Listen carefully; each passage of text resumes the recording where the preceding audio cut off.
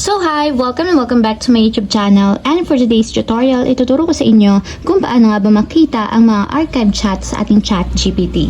But first, can you subscribe to my channel and don't forget to hit the subscribe button and the bell to notify you for my new updates. And once you learn more, just keep on watching and let's start.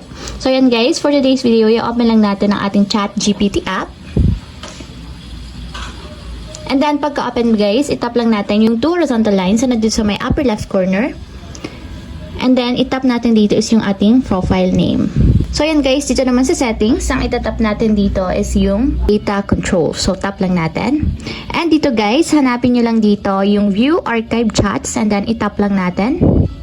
And dito guys, lalabas na lahat ng mga in-archive chats natin sa ating ChatGPT.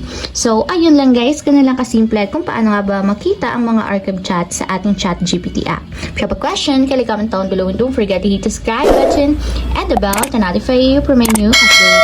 And thank you for watching!